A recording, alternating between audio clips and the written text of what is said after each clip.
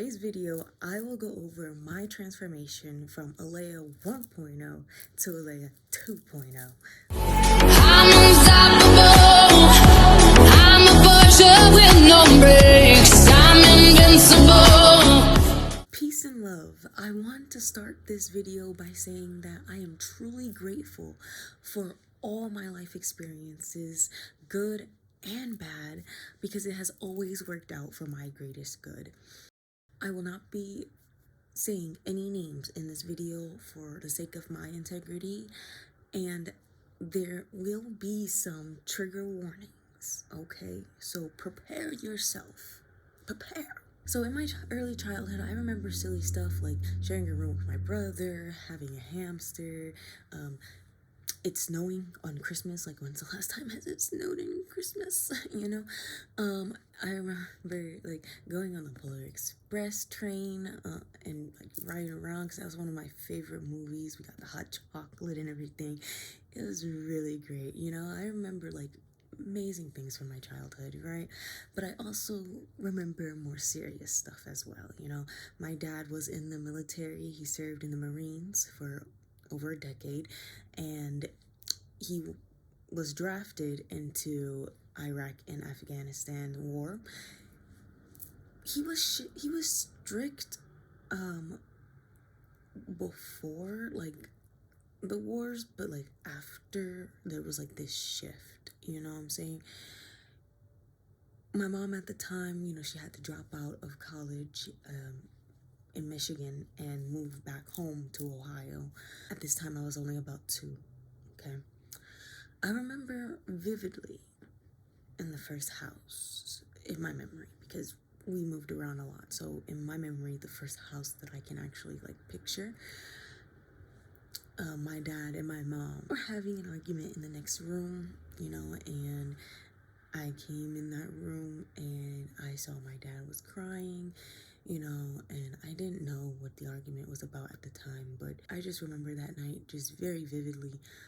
I grabbed my father some tissue, to help out because, I seen him crying and I didn't know what was going on. So I was like, oh, it's okay. Like, everything's okay, And that night, he actually, like, left the house. Like, he just, like, went walking and he left the house, and we had to drive around and we had to find him and pick him up and take him home.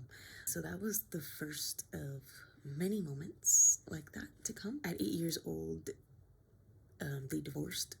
So that first moment to the divorce, which the divorce wasn't finalized until a couple years after that. So it was like, this time period is very strenuous. During this time period, that's when we started to see a split. Me and my brother, we were now from living all together to going to my dad's house on the weekends, and then being with my mom throughout the week, and then only seeing him when we saw him. During this time too, because, I was in middle school, I was being bullied at the daycare I was going to. They pick on me for something like arm hair, right? For having arm hair. They picked on me for, I was a child. And even now to this day, I don't care.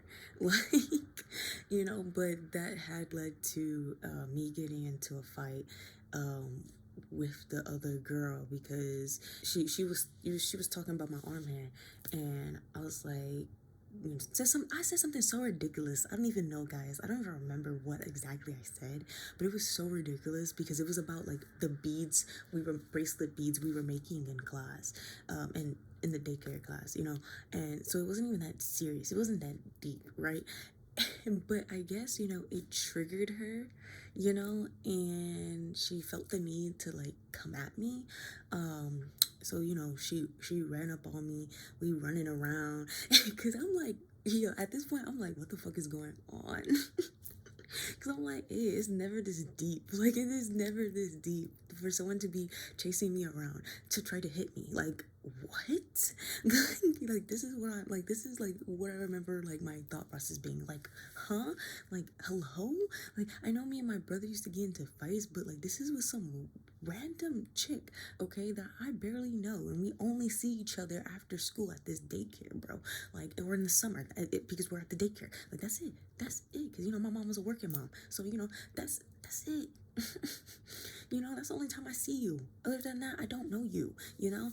And like, and here's the thing, because we did consider each other friends, like, when we first met, and then it's like she started with this bullying shit, and I was just like, I'm kind of over, I'm over you, bro. I'm over you. Like, friend who? Like, not you, right? And so we running around everything. We run in the bathroom and everything. Like, bro, I'm telling you, I locked the stall so fucking hard. I was like, yo, she can't get up in here now. What she gonna do now?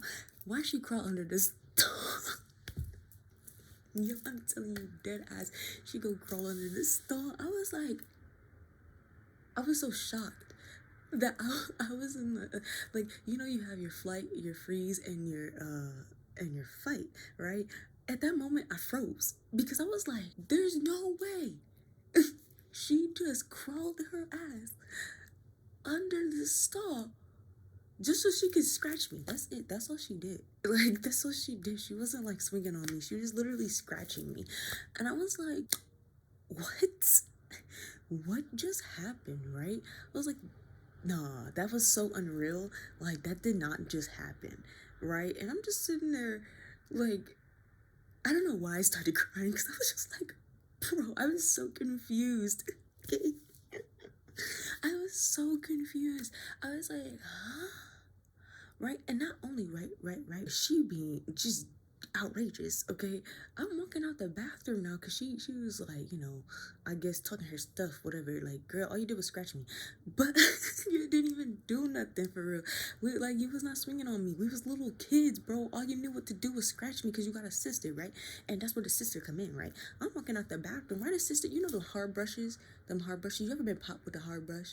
Yeah, why she gonna pop me in the head with the hard brush? I was like, your sister already sat there and scratched me. Why did you have to come in and bop me on the head like that?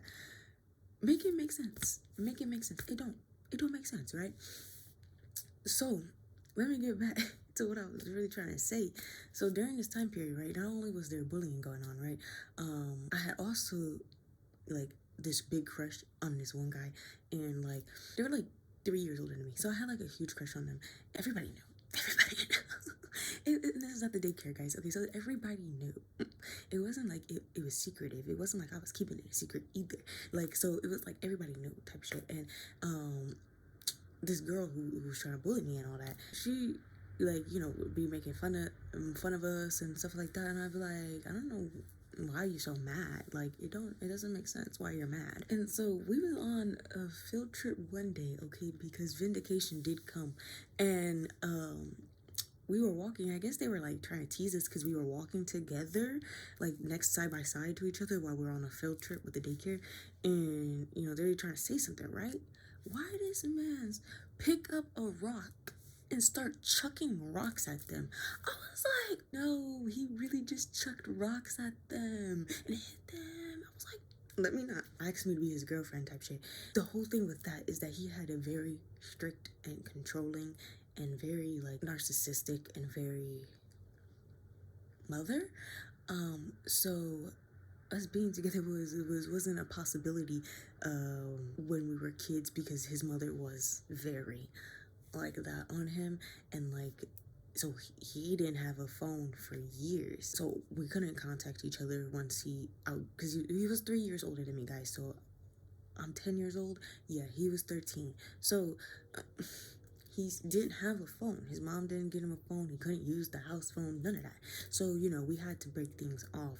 And the way we broke things off back then, you know, like, it left me like so heartbroken. And it's what led to me putting my faith into God, because I started praying like crazy. I started praying. Backtrack before I get into this next part here. Just a tad bit, because this is vital information to this story as well. Around the same time of the divorce and everything, I was SA'd by a family member. If you know anything about the Black community, they don't like that kind of thing to get out. That's all I'm going to say about that situation, because I do not harp any evil will, and I'm not trying to get revenge on anybody, by exposing them. No, I'm just saying that it did happen. It was real. My present self addresses it. Okay, because it did happen to Alea version 0.1. You know what I meant. Back to the part where I was at, right? Okay, so yeah, so I was left very heartbroken from that experience. That, it did strengthen my relationship with God, but it was because I was trying to compensate from something else, from the abandonment that it felt like. Because, I was told that we were breaking things off through a friend of his. So it wasn't like it came from his mouth directly. It was his friend who went to school with him, who was still not of age to not be like kicked out of the daycare. Because once you turn 13, they don't let you into the daycare. So it's like certain ages from 12, like something, I forget, like maybe 6 to 12 or something around there, because it was a YMCA program, if you guys are wondering. It was a YMCA program. I call it daycare, but it was YMCA. So like it was from his friend's mouth, right? This is why I had got so into the praying, because it was like this split. Like it was like one side of me didn't want to believe what was coming out of his mouth. And I'm telling you, I'm 10 years old, guys. I'm 10 years old, okay, at this time that I'm talking about. So like there's a side of me that didn't want to believe what I heard, and that's why my praying had got so strong, but there was also a side of me that was like, yeah, no, you're telling the truth. I mean, why would they lie about something like this? So it was just a very trueless time. Let's get into the next shit. Okay, so around this time, I was depressed and suicidal. I was having severe suicidal thoughts. Okay, so at this time, I was going through a depression and having severe suicidal thoughts, because I felt like I was praying and nothing was happening, not to my liking, not to my speed, but we work on God and universe's time, not our own. Okay, so at, around then too, I had got my first premonition, and it was me seeing my first love at the library that I went to every day. And when I say every day, I mean from 12 to 15. I went to this library every day after school. Okay, every day, because my mom worked, so this library was a safe place for us to come, and relax after school until she got off of work and she could pick us up, because again, the YMCA program closed before I was even 13. So I was like, I had seen this premonition, and I was like, what's that supposed to mean? Like, and I wasn't like doubting it, because I was like, well, maybe God is answering my prayers. Like, God is really answering my prayers. Like, a year and some months later, right, I'm at this library, right? And at this time, I'm just so over it. Like, I've seen the premonition. It's like, okay. So at this point, I was like, it'll happen when it happens. It's not important. It's not going to shift or change my perspective on the issue. By the time it did actually happen, I wasn't even that interested in talking to him, and I'm dead serious. I was sitting with my 8th grade math tutor, and I seen him. Like, I looked over and I had seen him at the computers of the library, and I was like, no way. I was like, God, seriously? I'm in the middle of tutor section, and he's right over there, across from me, dead across from me. In my premonition, that's kind of like how it was too, but it was more so towards the phone booth that was like near the bathrooms. The premonition showed me like we were gonna be like run into each other like by that phone booth, but like the phone booth just represented technology and us running into each other, because we were literally, there's like a little balcony rail right there, and we were literally right there in proximity of each other. That was like, no way we didn't make eye contact type right now. So that was my first premonition, and it did come true like a year afterwards.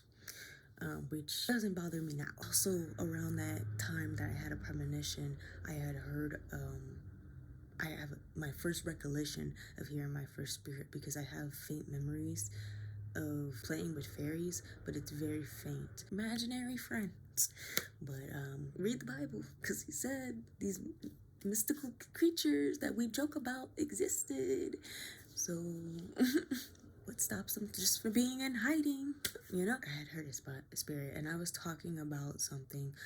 If you guys watched The Seven Deadly Sins, go watch that, because it talks about some things that I will be talking about on my channel. And it was the story of an angel and a demon falling in love, and the demon working for the good side. You know, it was that story, but the spirit was like telling me, like, stop, like, don't, because I was just letting my imagination run wild. And if you know what imagination is, it is manifestation, and you can manifest really strongly with your imagination, right? So the spirit, like, I even got like a my ear started thumping when I was saying this, okay? So like the spirit definitely like was telling me, like, stop what you're doing, we're not doing that, you know? And it was like a growl.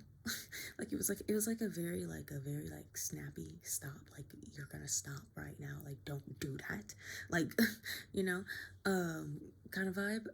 It didn't sound like it was like anyone trying to like hurt me, but it was more so like, don't manifest that, please, please, please.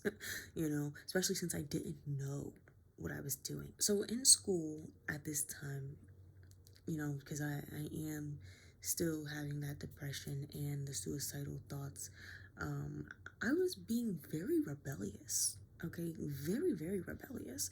I still see myself as a rebellious spirit, in the sense that if it doesn't look right, if it don't sound right, you know, I'm gonna question it. In that sense, like, but when I was a kid, even then, I still like had an issue with authority, and so people trying to tell me what to do, it's just my chart placements, guys.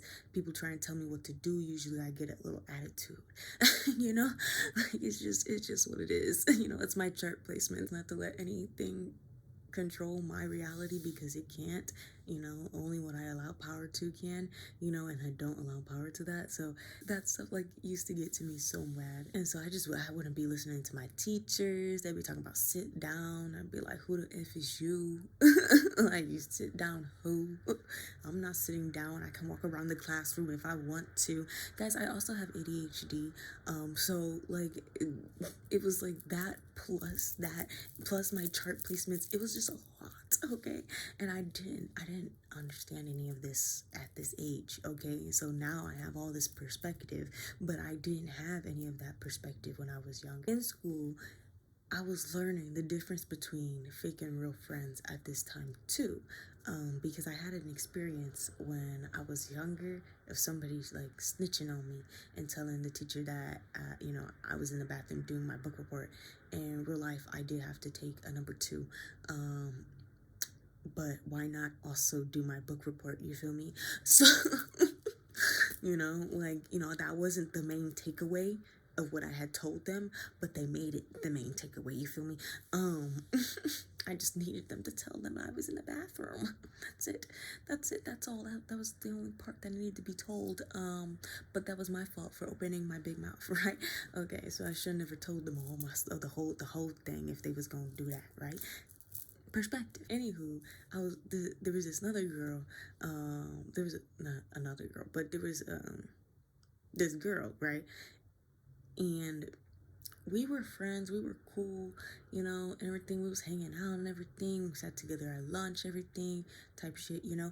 And come to find out, she started acting fake. It's like out of nowhere. I be telling y'all, these people be acting fake out of nowhere, you know. And I feel like God is really like being like, yo, these ain't your friends, right? And like, you know, she just started acting fake out of nowhere. That in like, this is like 8th grade now, so I am talking about like 13 years of age now. Right, but then I had 2 other friends who were actually like real friends, and the one girl, we hung out all the time. We knew each other since 6th grade, so like that was one of my real friends. And then like the girl I met through her was also one of my real friends at the time, and I still send out love to both of them, and then this other girl, she was like sort of hanging around us too, but it was like she like drifted off and she just started acting mad weird, we had gotten to arguments and everything, like we're just yelling in the middle of class at each other, and it's like, yo, like where did this come from? Hello, like tell me how you really feel, like you don't have to have a facade. That whole debacle, and I guess she like moved, whatever, right? At this time, I'm like being very loud, I'm being very obnoxious, being class clown, being very rebellious, and and authority try to tell me to do something.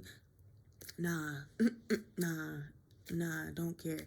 Get to class late. I didn't like. It was just a whole streak, guys. I just stopped caring about a lot of things during this time because I was going through a lot of things. So it was just like that's it. Just how it showed up in school. Around 8th grade, also, my parents started like dating each other again, and this is like a year before the divorce is finalized. They tried to start dating each other again, everything was going good until, I came home and my dad's stuff was in a box, and she was kicking him out the house because she found out that he had married another woman while trying to get with her. And this other woman was not stepmom material. And when I say was not, I mean, no. Okay, and word of advice, if you have children and you're thinking about marrying somebody, please make sure your child likes them and they like your children. Otherwise, it will not work, right? And so, she kicked him out the house. Straight like that. There was no questions to be asked. I found out later on how she found out, and it was just all right, the drama. You would have thought we were living in a soap opera. Okay. So he moved back out and he was living with her for a period of time. Then they got a divorce as well, and my parents' divorce finalized as well. So 2 divorces at once, right? Around the same periods of time. Then my dad got another place and we would go there, and every Sunday he started taking us to church, and we started going to church like frequently. Like we were like every Sunday we were going to church, right? And so this is the church that I go to now. So we were going to church, right? And that's when, I started to see a shift in things with him. More context to this. During the time I was depressed and suicidal, my parents were very strict about grades. Having this rebellious streak at this time, I wasn't getting good grades. I mean, the one report card I had, it was so bad. It was literally 9 Fs in a row. I'm dead serious. 9 Fs in a row. Okay, and I just wanna say this. I'm going to also link the number for suicidal prevention, because at that time, that was the moment I feel like should have been noticed that something was going on. But I don't fault them for not noticing. In the people of color community, it is harder for us to accept our mental traumas as realities, or face them in general, because we haven't even faced slavery. We haven't even truly processed and healed from slavery as a community, or as a nation in the United States of America. So that being said, I was still getting whoopings, I was still getting grounded and my stuff taken away from me. All of that was happening. I was texting strangers. I was doing like things I shouldn't have been doing, that led to me getting punishments, that just did not help. What we're about to get into, it did lead to a lot of pent up anger. Everything we just went over, was just the potatoes. We're about to get into the meat and the gravy right now. 16 to 20 years old. My mom went back to school and she got her RN license. Snaps to her doing her thing. At this time, I was still going to church with my father, and they started, getting back together. And I found out that he wrote her those 7-page letters. He was making the moves. Okay. All right. And so they started dating again, and at this time, after everything I've seen, I'm upset about it, because it was like, after everything I witnessed, after everything that's happened, I was just in a place of anger about it, because I was like, why? Like, it didn't make sense. My parents bought a house shortly after, and we ended up moving. So that was 6 houses all together, plus, their separated houses. So I was in about 8 houses when I was growing up. And that does not include Michigan, when I was a few months to 2 years old. So there's a lot of moving around.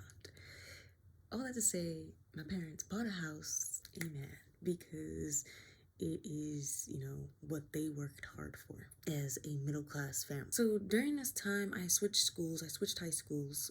So I was starting at a new high school my junior year. I didn't know nobody, just me and my brother, because my brother is 2 years younger than me. So me, my brother, and then our cousin eventually came, but that was my senior year. So that was the only people I knew after school, like when I started. And versus middle school and elementary, I grew up with the same people for about 10 years, because it was about 10 years. And like, I'm not even that mad about, switching schools. The only thing I was upset about is that I didn't have my best friend. And then, I did have some close friends there too that I did miss. Other than that, like, that school was filled with drama. My first high school was filled with drama. And if I had stayed there, I know it was going to be inevitable for me to fight somebody there. With my anger, the way it was set up, guys, okay? The way it was set up, I was liable to hurt somebody and not stop. I'm grateful that I did not graduate at that school. The only downside was my friends. That was the only downside, was not being with my friends. But I made new friends, talked to them. I talked to, it's like, after high school, people be falling off. But I still talk to some of my friends from both high schools. And I love all my friends, because they were with me during these times where it's like I wasn't really even being outward, that I was even going through all of that. Because I felt like when I'm with them, it should just be about, positivity. Why do we need to be negative? Why do I need to bring my life troubles into our relationship? We've grown now, and life is just life, okay? Life is just life, and sometimes you need to talk about it, okay? That being said, right, during choir, something that stuck out to me, because my choir teacher at my second high school was very inspirational with choir. Like, I love my other high school choir teacher too. Like, she was good, but he was on another level. Okay, all right, he was on another level. And when I say this man made sure you knew how to read music, you knew how to stay on pitch, bro, you would know a minor versus a minor versus a sharp key. Like, you would know, like, you wouldn't understand how music works. Like, it. Chef kiss to that man. And I really hope, he finished his master's, and that, he went on to bigger and better things. If he's still at the high school, chef's kiss to him still, because he was amazing at his job, okay? And what he had said to me really stuck with me, because it wasn't like he was trying to put me down. It was just like he was trying to make me realize that, hey, when you believe in yourself, 11:11 on the time, when you believe in yourself, you can do anything, right? Because at that time I was trying out for one of the audition choirs that the school had, and he said it, because it wasn't what he said, it was how he said it, right? And what he said, when you first hear it, is like, but how he said it is how he meant it, you know? Because he was very direct. He was like, you know, you have a beautiful voice when you're confident. And, you know, and that's, and like, it stuck my soul. Because it was like, and when you first hear it, your ego is going to have that consonant dissonance where it's going to go, well, wait, was that a backhand compliment? You know, but like it wasn't what he said, it was how he said it that stuck with me. But before I can come into that realization of that confidence, you know, because senior year, don't know about you guys, but my senior year was 2020. It was 2019 going into 2020. So the best part of my senior year was COVID. Right? So I got my senior homecoming, I got my senior class play, you know, I got those. I didn't get prom, and I did not get my senior musical. It is what it is. I feel like if I had gotten those things would have turned out a lot differently for the earth. Premonitions were showing me that the way it was going, I feel strongly about that, is that if it had gone a different way, I wouldn't be where I'm at today. Because I probably would have still been stuck in ego, and I would have still been stuck in my hard-headed ways. COVID, right?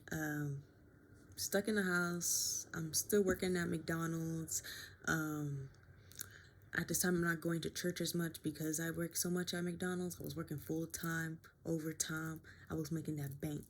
Okay, still making bank. But, like, you know, I was just doing it. I'm in high school. I was probably working since, like, 16, 17. Young, guys. It was really young. To be working anyway, especially since I was a middle-class civilian who... my parents made good money, didn't have to work, right? But I still felt the initiative to work, you know? And it wasn't like a programming type of thing. It was just that I had to do something. You know, I just can't be sitting around all day. So COVID still working, and I'm still on track to go to Savannah College of Art or Design. I was, you know, already accepted in, FAFSA done, everything done, you know, my dorm room picked out. Well, actually, I had my dorm roommates picked out, 4 of us. But because of COVID, we all got our single dorms. It was really 2 people dorms, but for 1 person. So it was like a huge space for 1 person. And still set up to go to that school in August. Went down there. It's still COVID time, guys. So, you know, we're doing the classes like this. You feel me? Zoom and everything. We're doing our classes. It's 2020. It was the election. I voted for Biden. Okay, and I will be voting for Kamala Harris. Simple as that.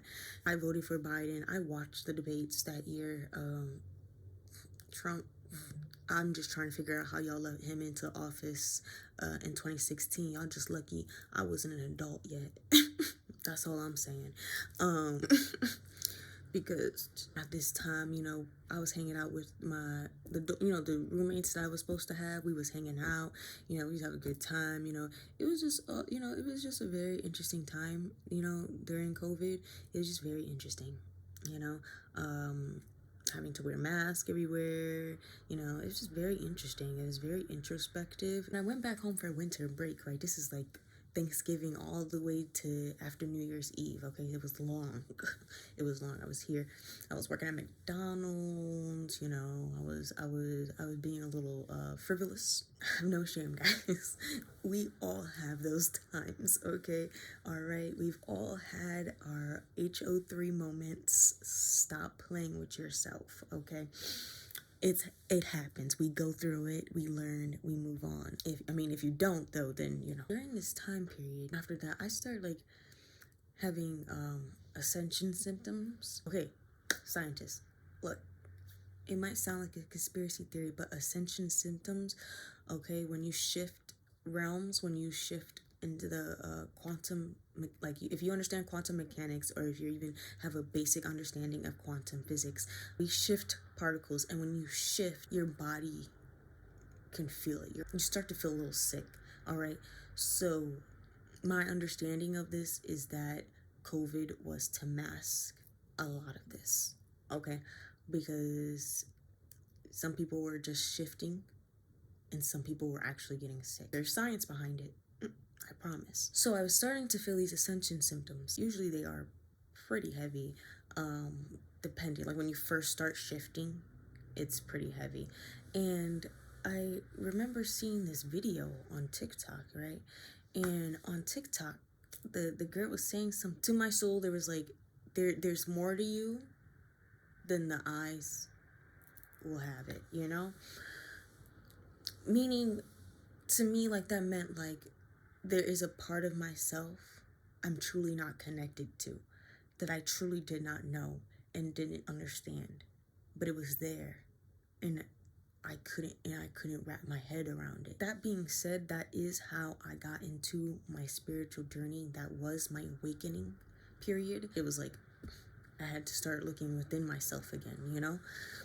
I want to tell you, because you can go back and watch my previous videos, and we went down some rabbit holes in the past, okay? The only rabbit hole I do not believe is a rabbit hole is something we will get back to, Gateway Experience by the CIA. That is real. Real experiments done on people. That being said, I want you guys, when you're having these senses of going within yourself, to avoid the conspiracy theories about the government. Unless the government has posted and came out with their official experiments and their official documentation, we cannot say anything yet. All right? Right now, we just let the divine expose the truth. Okay, that's why they had to come out with the Gateway Experience documentation. You know why? Because their truth was going to be exposed anyway. That being said, guys, Savannah College of Art and Design is in Georgia, Savannah, Georgia. So I was in Savannah, Georgia for college. During that time, I was on track to be a film director. That was my whole goal, was I was going to be a film director. I mean, that's what I gave myself hope for when I was a child, to try to like nullify the suicidal thoughts. I'd be like, no, because I'm going to be the greatest film director of all time.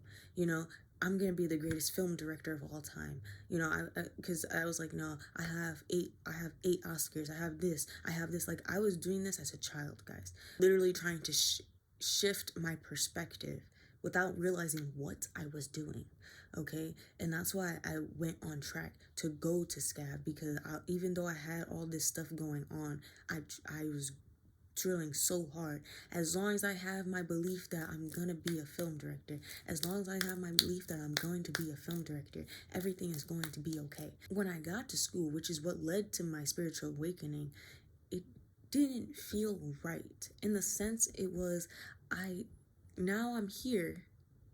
Now what? You know? And it wasn't like, oh yeah, I am the greatest film director, but it was like, okay, the thing I could never figure out with that dream was, what was my message to the world going to be? Now I know. But at that time, I couldn't figure out what my message to the world was going to be.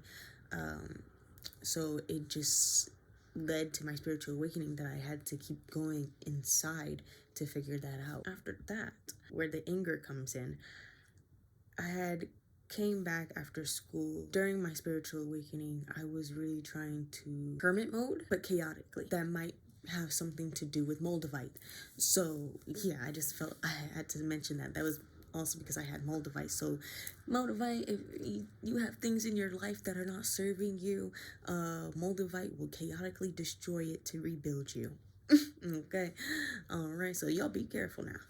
There was this whole debacle with my father calling the police on me when I was in Georgia, because I was, I had the car, and, I wasn't talking to them for a while, because I just, I needed time for myself to try to figure out, like, what was going on in my spirit and why it was feeling like it was feeling. Right? The cops were called and everything. They took the car back because I was like, just take it. I don't care. But you're not about to put handcuffs on me. You're not about to arrest me. None of that. When I came back, I moved with my grandma. I moved in with my grandma. I didn't come, to live with my parents. I actually, when I was there. When I was there, go watch the videos. Go watch my past videos. If right there, is where I was at when I was at my grandma's house. Okay. And during that time, you know, I was having premonitions too. The one premonition that stuck out to me, because it was like, don't let your anger get the best of you. And it came to pass literally 3 days later.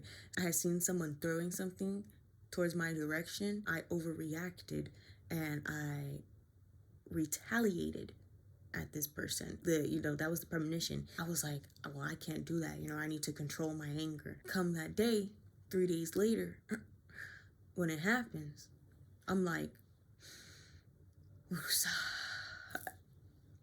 And I walk outside and I do my yoga. Simple as that. As simple as that. I was like, you know, don't even give no power to it. Don't give no attention to it. Everything is okay. Got into an argument with my mother and my grandmother. I think my aunt was there. I got into an argument with them, and, you know, and I was like, oh, screw that. Like, I walked off and I had, you know, me a good nature walk. Then I had called an old friend, and, you know, they picked me up and we talked. So I moved back in with my parents. I was like, okay, let me do something different, a new approach. And so I moved in with my parents, right? And I started working, it's probably my third job, because I had a job in Georgia and I had a job coming back here, okay? Because I left McDonald's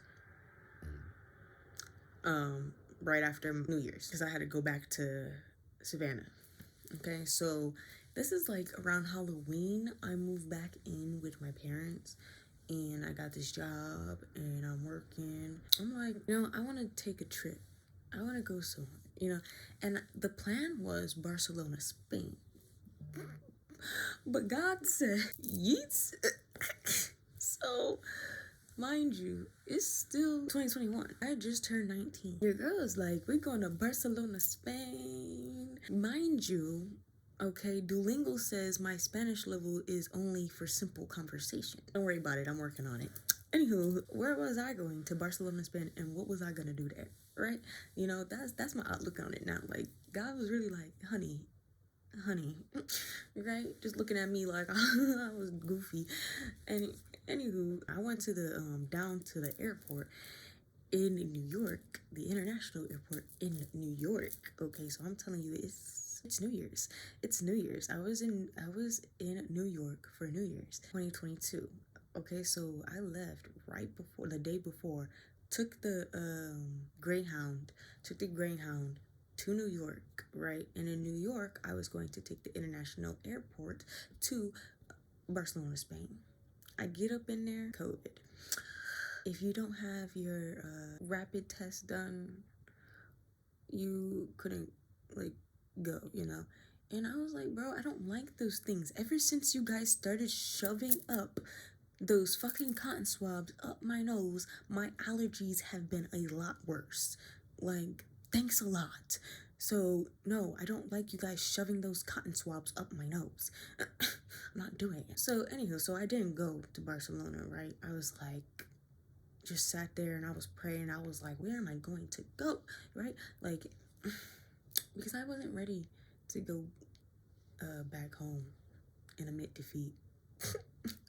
I'm not that kind of person. And you know, sometimes that could be your greatest downfall or your biggest advantage. But I decide on Miami, Florida. Why? Because the beaches. Why? I wanted to be near the water. That's why I wanted Barcelona, Spain too. I was like, I always wanted to go to Spain, and then, and then also there's water. I want to be by water. So I was like, oh, Miami has good beaches. Okay, let me go to Miami. And it's crazy because I had seen a video prior to this, and they were like, there's like 3 low vibrational states you go. They send you down there just so you can go through a learning experience so you could come out stronger. And I did not pay no mind to that video. Well, here we are, right? And since I was still working on my people pleasing at the time, that I was coerced into doing things that my morals would never allow. And when I say that, I mean never. I feel no shame for the things that I did, but my morals and my ethics, like the way they're rooted, would never have allowed it if I was, what my choir teacher was trying to tell me to be. If I didn't have that aspect of people pleasing, because why the heck does it matter? Right? It doesn't, because at the end of the day, people are going to see you however they see you. But during this time period, I still hadn't fully gotten over that. So it, I was coerced into doing those things, even though, I had originally said no. And I stand my ground on that. I know what type of people they were now. Like, yeah, I stand my ground that I said no. I meant no. And they kept pushing. That's how I became fully aware of energy vampires and energy harvesters. I'm in a family. Family, right? Rooted in voodoo. Rooted in voodoo. I mean, this is generations of voodoo.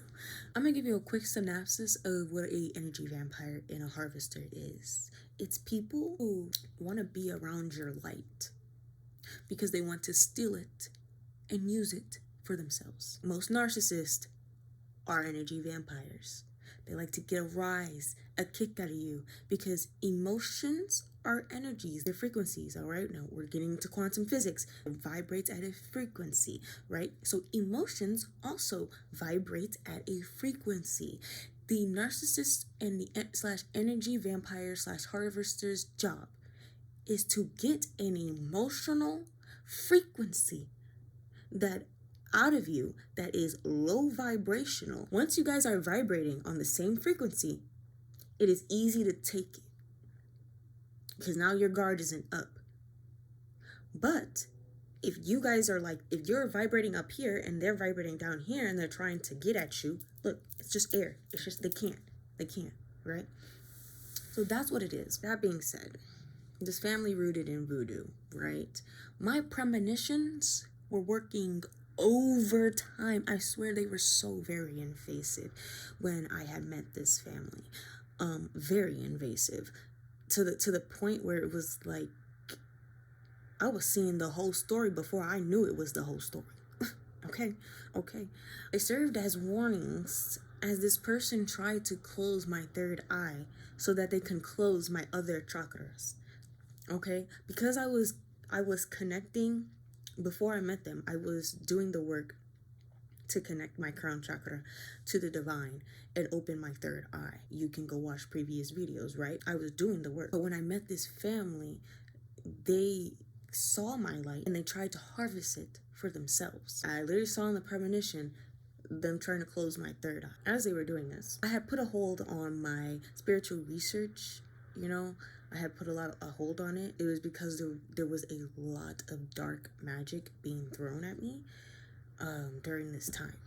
Okay, so when I was around them, I was being hit with dark magic left and right. I'm telling you, to the point where I had all my I had to keep cleansing my space. I had to keep, I had to stay on my spiritual protections. It got to that point where I was just like, what is all this chaos, right? And I didn't have Moldavite with me, guys. I did not have her with me. So I know these were, spiritual attacks, just that people were intently trying to manifest into my reality. One of those were my car accident, where if we go over that case together, the entire case together, none of it makes sense. This voodoo trying to manifest an end for my life. What the devil intended for evil, God intended for good. Sorry, I just felt like I had to say that. What doesn't kill you makes you strong. So this person who was part of this family who was rooted in voodoo, right, exposed themselves several times. Like the great Maya Angelou said, when someone tells you who they are the first time, believe them wholeheartedly. Believe that. He did tell me what kind of person he was when I met, but it was shrewd in change. But I did not see much of a change. It was like grasping for straws type of change.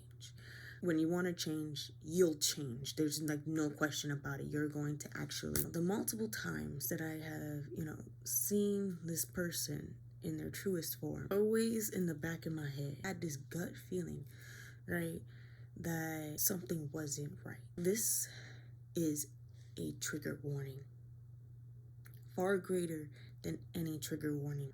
This person who I was with, they unalived our dogs out of uncontrollable in which their addiction to fentanyl did not help.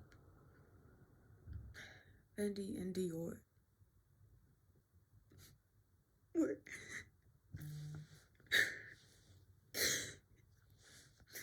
beautiful Frenchies.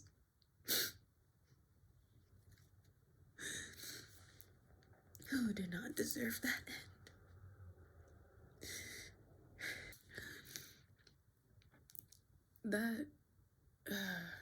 That helped me decode a lot of the messages.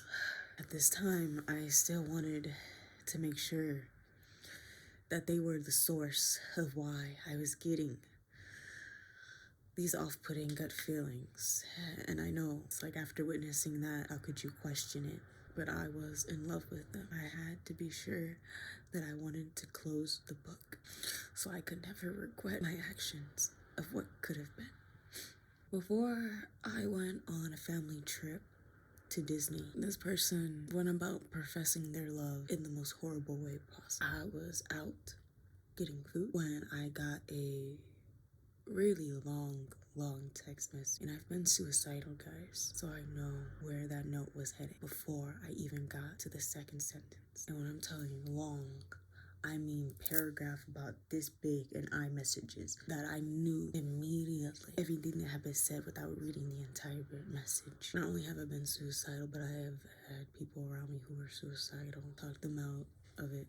I'm calling them, picking up, and I keep calling them, finally pick up, and I'm vivid because I'm like, what are you doing? At this point, I'm like jogging back to the house because I'm like, what?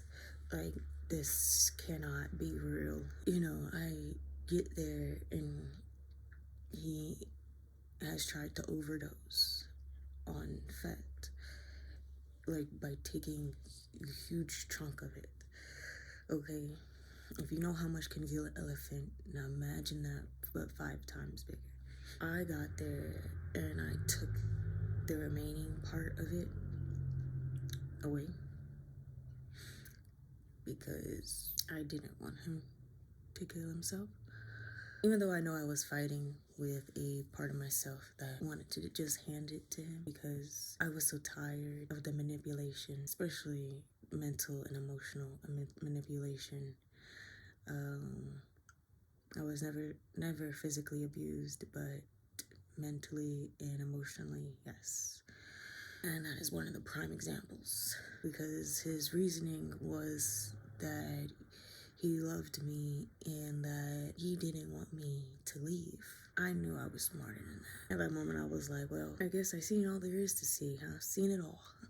You think it's just TV movies, but these people actually exist. After Disney, I did go back, but the intent was to stand my ground and not be pushed around. The final straw occurred when, once again, they tried to manipulate me with emotional and mental abuse. You can't complain about money being spent and then go spend the money you claim we don't have. And especially since I could see the purchases and the transactions when they occurred. I was like, right, because nothing changes if nothing changes.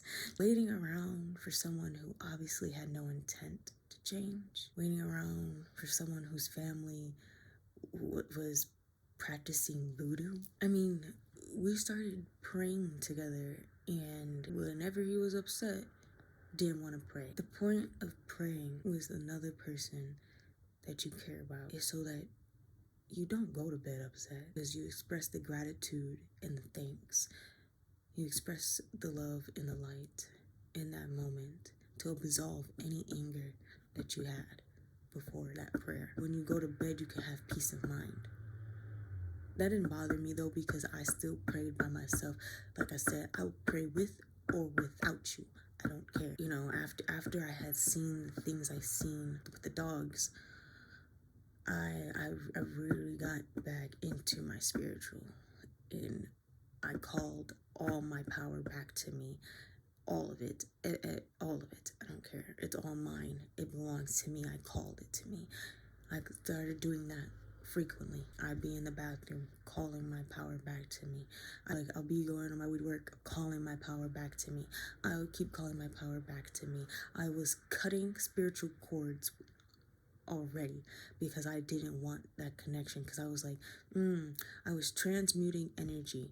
I was cutting cords. I was praying constantly. I was grounding myself, making sure my energy was stable and balanced. I was affirming what I wanted to see out of my life. I started doing all of that once I had seen that again, okay? Because prior, I wasn't doing it as much as I should have been doing it. When I said I put a stop to my spiritual research, that's what I mean. I wasn't doing the things I was supposed to be doing. That would have kept me out of this probably a lot sooner, but everything happens when it's supposed to happen, right? So I started doing what I was supposed to be doing for my spiritual journey, right back into it, you know, because I had the tools. I knew what I was supposed to be doing. I just had to do them. Okay, I started listening to high vibrational music again. I started using the tools that I always had to my advantage again. As you see today, I am no longer surrounded by these people. I asked God, universe, to show me the truth. And God, universe, said the only way to fully see it was to be on the outside of it. I'm well aware that the family rooted in voodoo is still watching my moves. Everything that was said here today is the truth. And I have witnesses for them. They can try all they want to try to make up lies about me or drag my name. But God, universe, is another one of my witnesses. All of this to say, none of the things from Alea 1.0 defines Alea 2.0. If you enjoyed this video, then go and watch my narcissist video from previous years. And remember, we speak love, justice, peace. You guys have a blessed day. Amen.